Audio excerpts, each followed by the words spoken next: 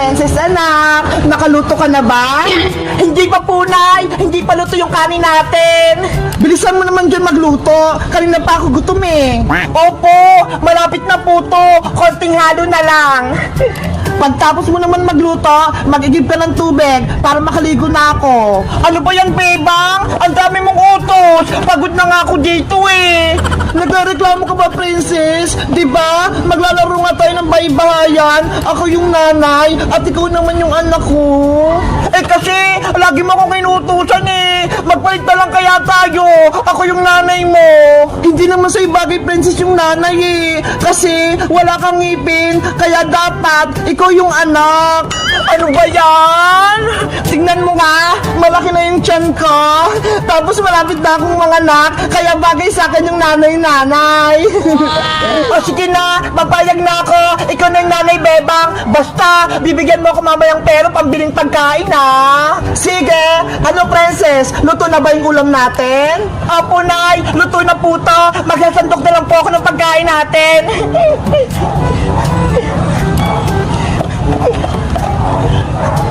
Yahoo! Ang bango ng ulam. Excited na akong kumain.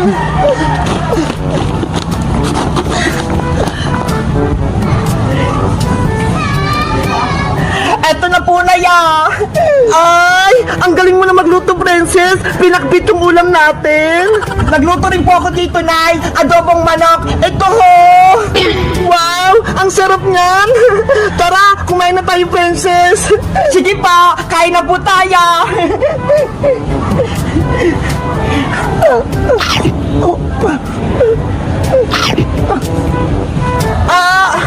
Princess, yung tiyan ko, masakit.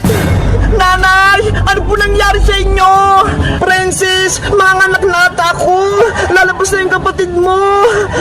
Yay! Magkakaroon na akong kapatid na baby. Huwag ka munang masaya. Tulungan mo ko. Ano pong gagawin ko, Nay? Hindi ko po alam.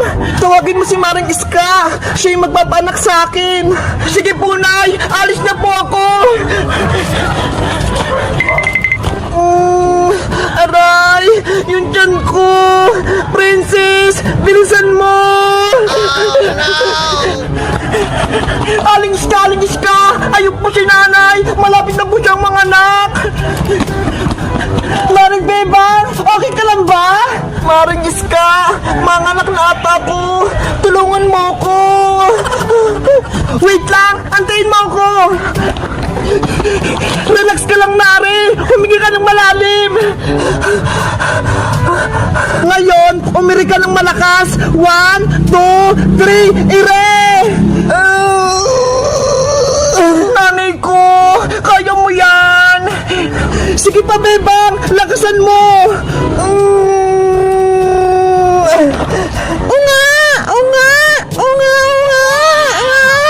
Maring Bebang! Lumabas na yung anak mo! Yahoo! May kapatid na ako! Ang cute-cute niya!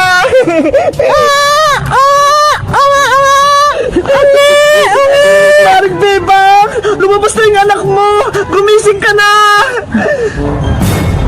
Princess! Si nanay mo! Hindi na gumagalaw! Nanay! Hindi niya kinaya yung pag-iri. Kawawa naman si Maring Bebang. Wala na siya. Iniwan niya yung baby niya. Hindi pwede. Buhay pa si nanay. Nanay Bebang, wag mo kong iwan.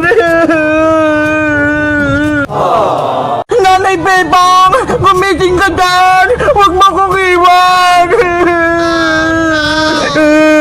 Nanay ko. Princess, humingi ka ng tulong. Tuwagin mo yung tatay mo. Sabihin mo si Bebang na himatay. Nasaan po ba si tatay Aling Iska? Doon sa bahay ni Mang Karding, gumagawa ng bahay. Bilisan mo, tuwagin mo na siya. Opo. Maring Bebang, bumangon ka na dyan. Ito na yung baby mo, oh. Sobrang lusog niya. Tatay! Nasaan ka? Tatay! Sa wakas, tapos na yung trabaho ko. Makakauwi na ako sa bahay namin. Makikita ko na yung asawa ko, pati yung anak ko. Tati Boyong! O Princess anak, bakit ka tumatakbo? Umiiyak ka ba? Ano nangyari? Siguro, gutom ka na. O ito, may pasalubong ako sa yung pizza. Kainin mo. Wow! Pizza! Favorite ko!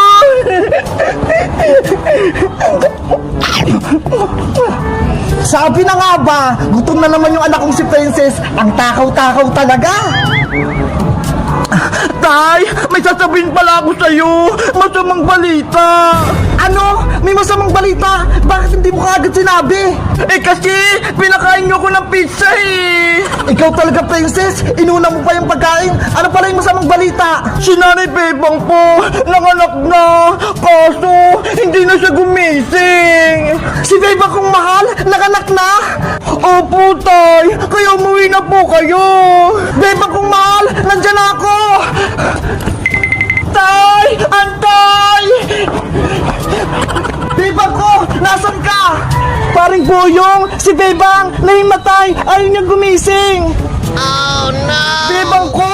Asawa ko! Bumangon ka na dyan! Nandito na ako! Tay! Sabi po nila, kapag kinis mo daw yung hinimatay, gigising po siya! Oo nga paring Boyong! Ikis mo si Bebang! Baka mabuhay siya! Ano? Ikikis ko si Bebang? Ayoko no! Baka magalit pa siya! Huwag ka nang maarte Boyong! Naglalaro lang naman tayo eh! Sige na nga! Sabi niyo ha! Ayi! Ikis niya si Bebang! Bebang, huwag kang magalit ha! Ikikis kita! Ay, Boyong! Ano ginagawa mo? Aray ko! Ba't ka, Boyong? Ikikis mo ako? Hindi pwede, no? Ang sakit ang sampal mo, Bebang! Di ba? Laro-laro lang! Oo nga, Bebang! Bakit mo sinampal si Boyong? Di ba? Ikaw yung nanay-nanay, tapos siya naman yung tatay-tatay, kaya dapat nagmamahalan kayo! Princess! Laro-laro lang to! Bawal yung kiss! Magagalitan tayo ni nanay! Sabi kasi ni Princess, ikikis kita eh! Paig ka makikis ni Boy ng Princess? O sige, ikaw na yung nanay-nanay kung gusto mo! Ayoko din oh! Kadiri kaya! Ew! Huh? Ops! Tama na yung away yung tatlo! Ituloy na natin yung paglaro! O Bebang oh! Ito na yung baby mo! Baby ko! Ang cute-cute mo! Ikaw naman Boyong, gumawa ka na ng baybayin nyo para masaya kayong pamilya! Okay! Kukuha lang ko ng kahoy pang paggawa ng bahay! Yay! Tuloy na yung laro namin! Nanay Bebang, ako na magawa kay baby! Eto Princess oh, ingatan mo tong kapatid mo! Baby, matulog ka na! Ako yung ate mong maganda! Si Princess daw, maganda! Maganda naman talaga ako ah! Di ba Tatay Boyong? Oo, manang-mana ka sa akin Princess! Nye! Boyong, bilisan mong gumawa ng baybayan natin! Yung anak mo ho, umiyak na! Saglit lang naman, Bebang. Malapit na to. Itatayo ko na lang tong poste na baybayan natin. Tatay Boyong, tapusin mo na yung baybayan natin. Gusto ko na kumain at matulog. Eto na, binibilisan ko na. Kaya nga Boyong, uulan na ho. Mababasa tayo kung wala tayong bahay. Kawawa si baby. Ano ba yan, Bebang Princess? Minamadali niyo ako. Ang hirap niya gumawa ng baybayan. Hoy Bayang, nagreklamo ka ba? Ikaw yung tatay-tatay, kaya dapat ikaw yung gumagawa ng bahay-bahay. Kanina ka pa dyan eh. Tapos isang poste pa lang yung napapatayo mo. Eh kung tumulong ka kaya Princess, para mabilis matapos. Ayoko nga, ako yung anak-anak niyo ni Bebang eh. Kaya dapat ako kakain lang. Ops! Tama na yung away para matapos na yung baybayan natin. Kayo kasi, minamadali niyo ako. Kapag ako tinamad, ayoko nakapaglaro sa inyo. Princess, wag mo na kasing kuluin si Boyong para makagawa na siya ng bahay-bahay. Kasi Bebang, gutom na ako. Ang tagal natin kumain. O sige, ganito na lang. Bumili ka na lang ng pagkain kay Aling Sonia para mamaya kakain na lang tayo. Talaga? Princess anak, bumili ka ng pagkain natin sa tindahan. Eto pera ha. Wow! 50 pesos! Anong bibili ko dito, Nay? Bumili ka ng tinapay tsaka soft drinks para lumakas si Tatay Boyong mo at para hindi siya magalit. Okay pa, alis na po ako. Hay nako si Princess, kapag inuutosan talaga bumiling pagkain, walang reklamo. Hayaan mo na siya, Boyong. Tapusin mo na lang yung baybayan natin. Si baby, oh, umiiyak. Baby anak, huwag kang mag-alala. Tatapusin ko lang yung bahay natin. Panoorin mo kung magkarpentero, ha?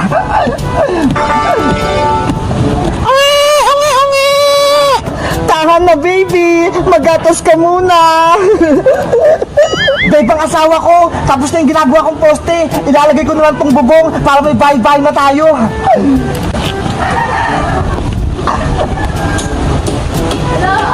Mag-ingat ka, Boyong, ha? Para hindi ka madisgrasya. Ang sweet ng mo ng asawa ko. Siyempre naman.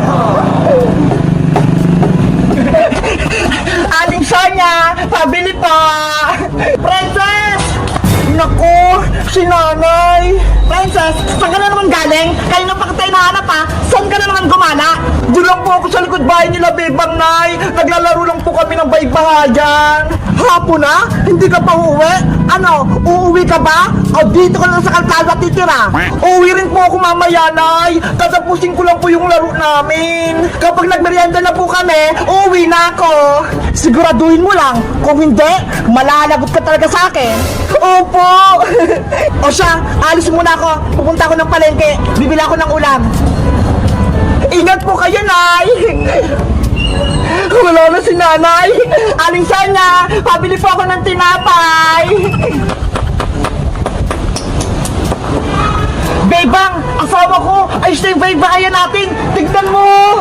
Wow, ang laki ng bahay-bahay natin. Ang ganda ba?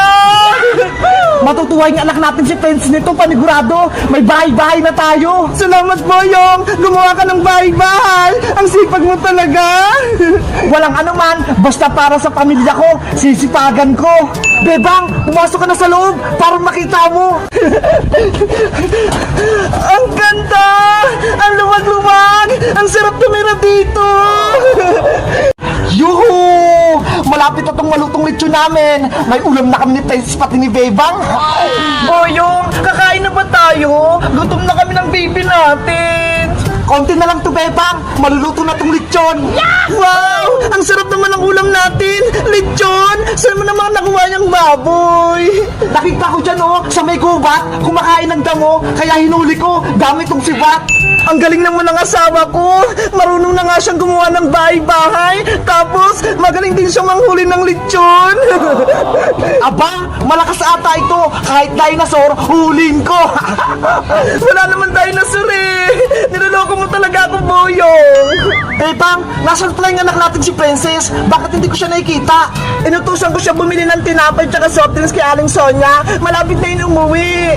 Tamang-tama, pagbalik ng anak natin si Princess, kakain na tayo. Ang saya talaga maglaro ng baybahayan. Nakakatuwa. Di ba, baby? Ungi! Ungi! Ungi! La la la la la la la. May tinapay at soft drinks na kami. Pwede na kaya itong kainin? Kanina pa kasi ako nagugutom eh. Wala naman si nanay tsaka si tatay eh. Kakainin ko na to.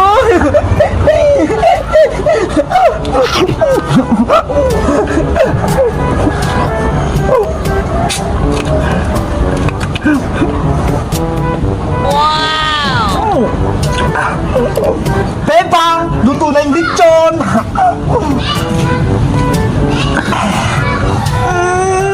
Ang bango ng lechon! Nakakatakam! Ihanda ko lahat tong mesa para makakain na tayo. Magsando ka na, Boyong, para makakain na tayong pamilya. Sige, ayusin ko lang itong mga pinggan natin. Nasaan na kaya si Princess? Ang tagal naman niya. Ayan, malapit ko na yung maubos yung tinapay. Oh, no! Ang sarap-sarap talaga. Wait lang ako dito, Boyong, ha? Hahanapin ko lang si Princess. Sige, basta bilisan nyo, ha? Kakain na tayo. Hawakan mo muna tong baby natin para hindi siya umiyak. Baby, ako yung tatay mo. Boyong, ayaw sa'yo ni baby. Umiiyak siya.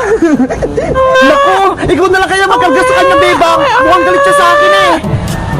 Siguro, Mabaho ka, Boyong. Kaya ayaw niya sa'yo. Hoy, naliligo kaya ako. O siya, dito ka lang muna ha. Hanapin